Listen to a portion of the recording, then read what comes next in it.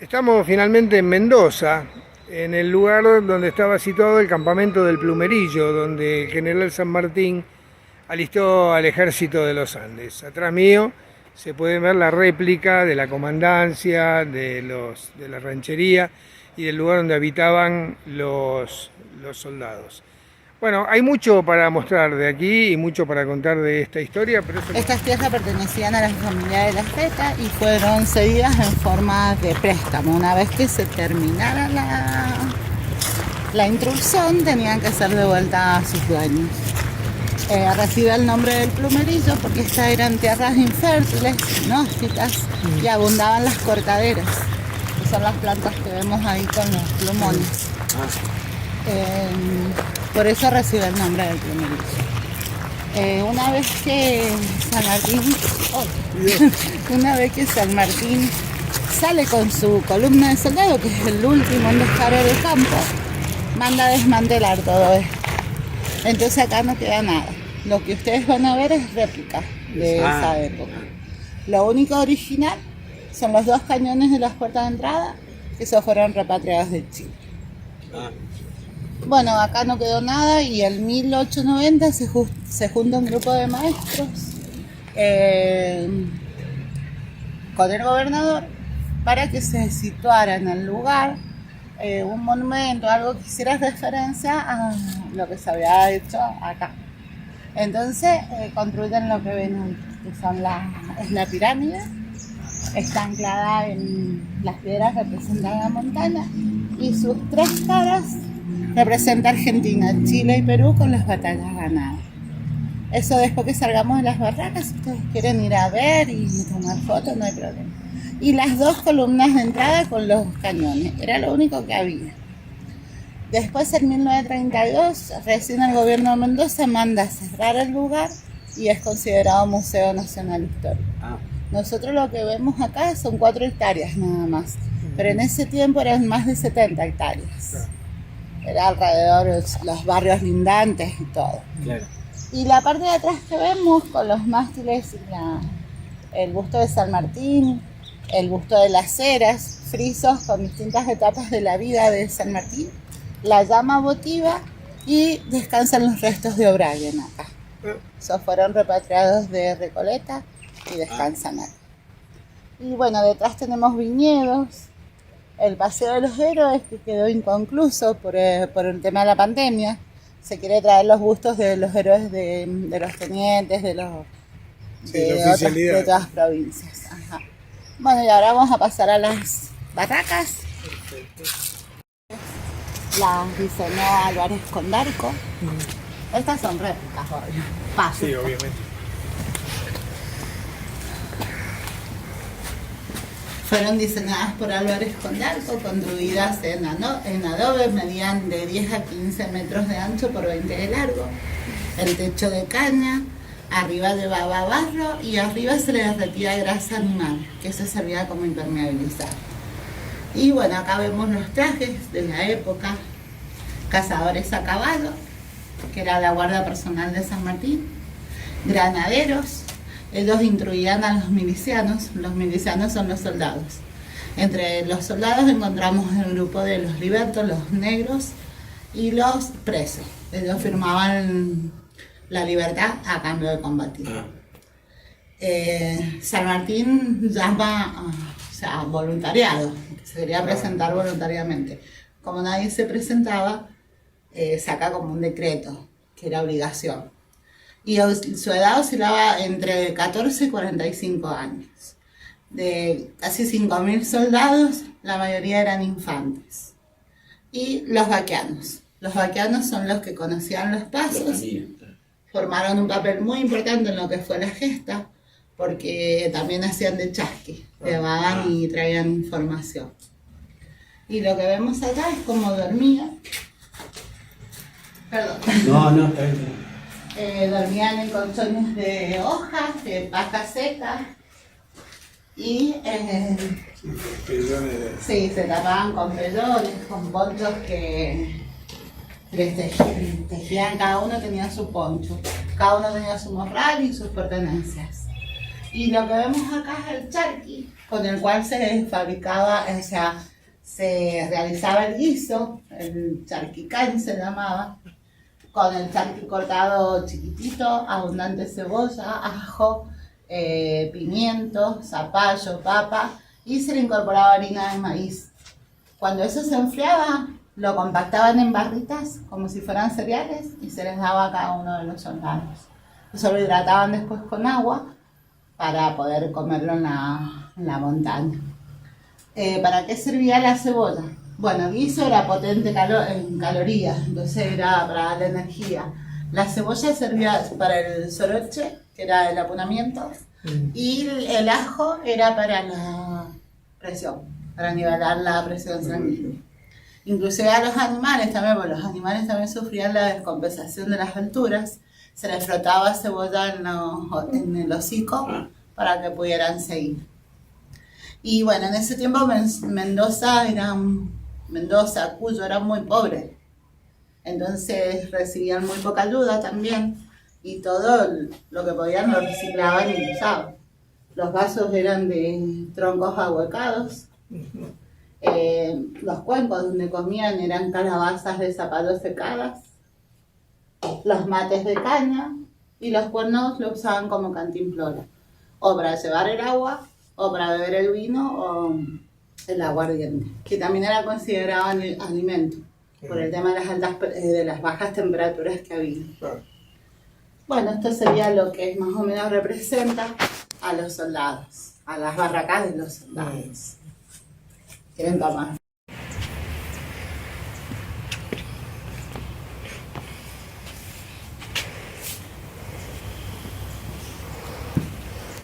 Esta es la barraca que representa al general San Martín. Él vivía en la calle Corrientes con su familia y estamos más o menos a 6 kilómetros de acá. Y para no ir y venir todos los días, decide instalarse directamente acá en el campo de instrucción. Los libros, trajo más de 900 libros de España. Los originales están en la Biblioteca San Martín. Ahí se encuentran los originales. Aficionado en el juego del ajedrez, le servía como estrategia para ver los movimientos y los cruces, digamos. La mesa de disertación, de planificación, perdón.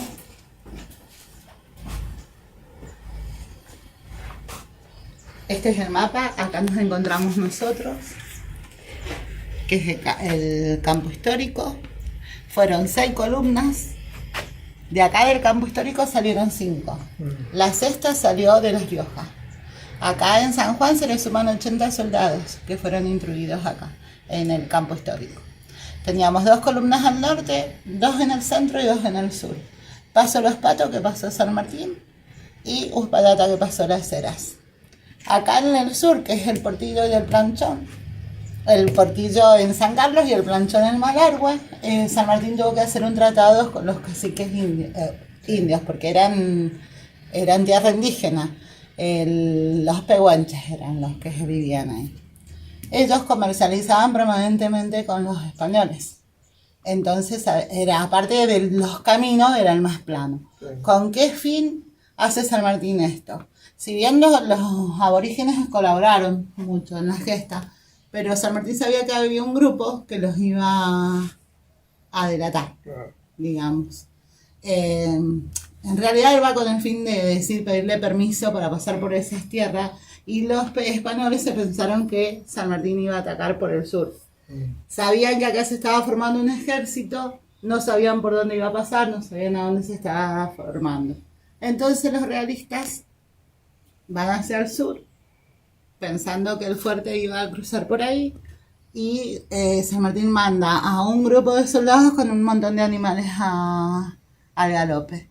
Cuando los realistas llegan se dan cuenta que habían sido engañados. Entonces vuelven al centro y ya San Martín y Las Heras habían tomado lo que es Santiago de Chile, que es la batalla de Chacabuco. Las columnas salieron en distintas fechas, pero llegaron sincronizadas las 6 a a Chile. Decime, si nos paramos acá en la puerta, ¿para dónde salieron? Yo quiero ver. Para allá Uspallata. O sea, ¿viste las dos columnas que vimos en la entrada? Es San Martín, que arranca para allá como porque pasa por San Juan. Sí. Y Las Heras pasa por Uspallata, por allá. O sea que así. Claro. El portón en diagonal. Claro. Y esto es lo que representa las recámaras de San Martín. San Martín llega a los 34 años, llega muy deteriorado de salud, con su médico personal que era Parisien, y ¿cómo es que se llama? Él tenía úlcera sangrante, tenía asma, tenía reuma.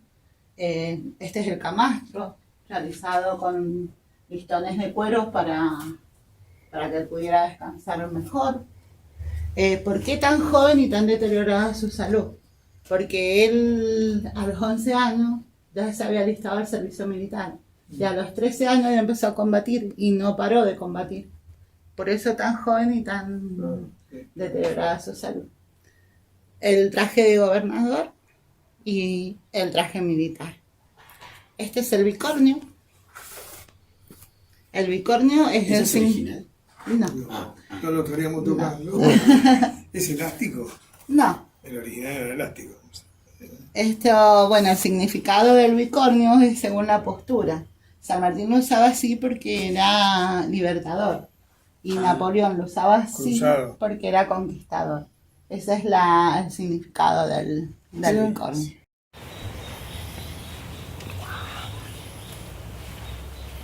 En realidad representa lo que fue el trabajo arduo que tuvieron las mujeres de Cuyo. Si bien las patricias mendocinas fueron las que crearon la bandera del ejército a pedido de San Martín, un 24 de diciembre en una cena les pide a su mujer y a las damas de la alta sociedad, digamos, que confeccionaron la bandera del ejército. Pero lo que esto representa, y es el homenaje que nosotros le queremos hacer, es a las mujeres de Cuyo, porque ellas cumplieron un papel muy importante en lo que fue la ayuda de la gesta. Eran las que tenían las telas, las abatanaban, confeccionaban los uniformes, hacían ollas y ollas de comida, y bueno, fueron las que más empobrecidas quedaron. Porque sí. Yo te hago una pregunta nada más. Te pregunté porque ¿viste el museo que está al lado de la biblioteca de San Martín? Sí, el de las patricias. Tiene cosas originales que casi ni te dejan sacar fotos, pues. Sí, ese sí. El de las patricias mendocinas. Sí. Ese sí tiene varias cosas originales. Lo que pasa es que esto se ha ido ornamentando de a poco, porque antes no había nada, era solamente el campo y algunas maquetas como referencias. Claro. Bueno, y las mujeres de Cuyo fueron las que más empobrecidas quedaron, porque ya sus maridos y sus hijos partieron a la guerra y muy pocas volvieron. Ellas quedaron a cargo de los adultos mayores y tuvieron que salir a trabajar las tierras. Y dos mujeres formaron un papel muy importante, que fue Martina Chapanay. Martina Chapanay era chasqui, cabalgaba muy bien, conocía muy bien las montañas, era sanjuanina, su papá era indio y su mamá era española. Y se presentó ante San Martín para poder ser chasqui, digamos, chasqui personal, digamos, mucha confianza en San Martín en ella. Y la otra es Pascuala Menezes, ella era de origen chileno, a ella le matan toda su familia y se presenta acá para formar parte del ejército, pero caracterizada de hombres como Pascual Menezes. Desconfiaron de ella, pero no la descubrieron. Las Heras la descubren en Uspallata, perdón. Ahí se da cuenta que después de investigar se da cuenta que es mujer y la manda de vuelta, no la deja combatir. Pero esas fueron las dos mujeres. Después hubieron varias más, pero digamos el importante es artillería, los cañones, todo esto se transportaba en mulas y iba todo separado, los cañones por un lado, las ruedas por el otro, y el carretel por el otro. Se cargaban con la pólvora, se atascaba con la barreta y se colocaba la bala, que es esa que vemos ahí, pesada de 2,5 kilos a 3 kilos. Y si no le pegaban el mate a uno no servía para nada. Esta parte que vemos acá se le llama oído. ¿Oído? Oído. Ah, mira. Acá se transportaba la pólvora, Sí, eso. se la colocaba, se atascaba con una aguja y se colocaba la mecha. Cuando se quedaban sin bala usaban lo que encontraban en el camino, Todo lo piedras, mecánico. Sí, lo que botellas, había. lo que fuera. Después, bueno, tenemos la réplica de la bandera del Ejército de los Andes. Se usaron lanzas también. La bandera original se encontró en el memorial, frente a la Casa de Gobierno. Y el sable fue... El de San Martín es el corvo, que no lo tenemos ahora porque se utilizó para la fiesta de la vendimia. En la noche de la fiesta del anfiteatro nos pidieron prestado el sable. Y el sable de los soldados fue mandado a canalar por San Martín para que cuando introducía en el cuerpo, eso se llenaba de aire y no cicatrizaba. Los fusiles con la bayoneta.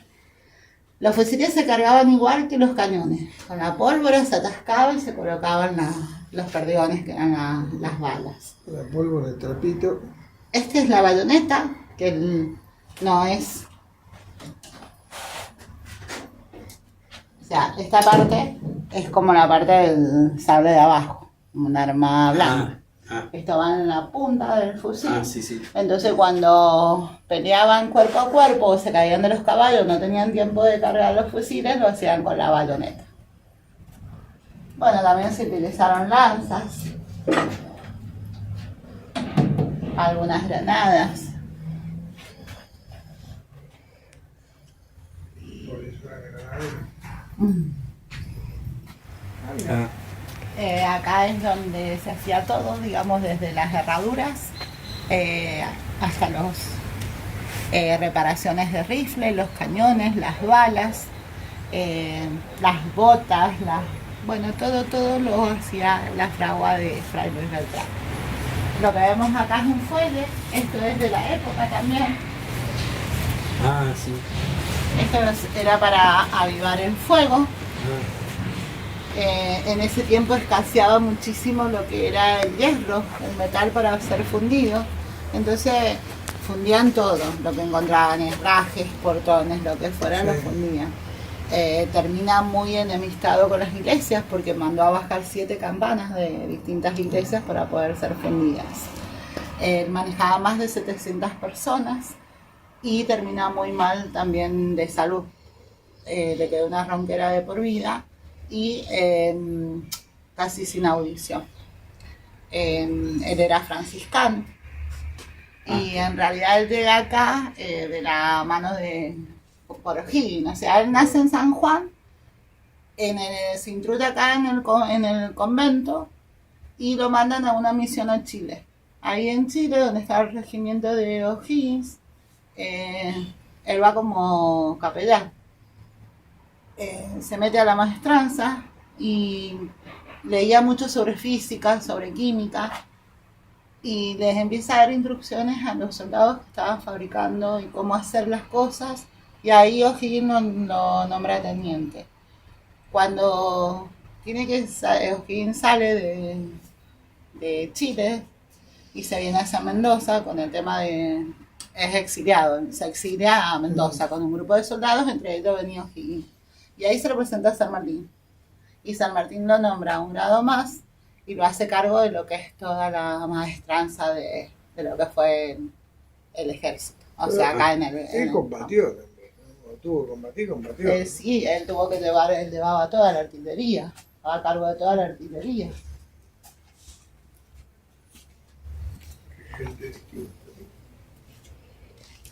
Esto no les mostré. Estas son las balas de los fusiles.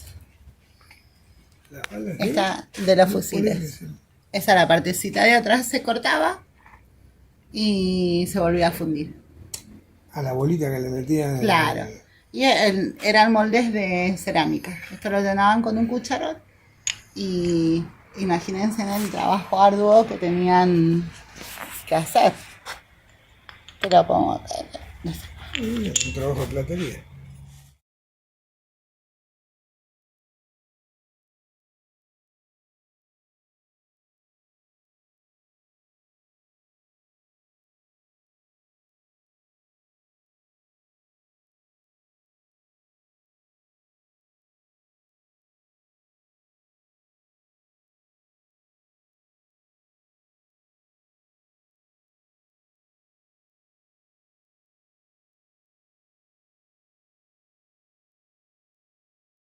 Se instruían de lunes a sábado, 8 horas diarias, y los días domingos lo tenían para descansar.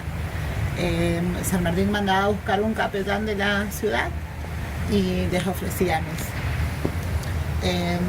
El 5 de enero, San Martín parte con sus tropas hacia la Plaza Mayor y le pide al pueblo que lo acompañe.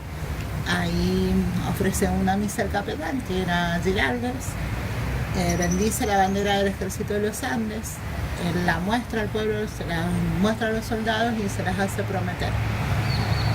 Después la nombra a la Virgen del Carmen de Cudo como patrón y generala del ejército, le hace entrega del bastón de mando y él vuelve con sus tropas hacia acá, ovacionado por el pueblo, porque el pueblo lo despide a los soldados para ya emprender la retirada a partir del 10 de enero. Él es el último que sale, que es un 23 de enero, para asesorarse que ya había llegado artillería y ya estaba todo del otro lado para poder atacar Chile. Una vez que se asesoró, salió con sus tropas de acá. Aquí el portón de entrada al campamento del Plumerillo. A mi izquierda, la columna del portón que indica para dónde a 45 grados partió el general San Martín. Y para mi derecha, para donde partió la columna del general Las Heras. Historia pura.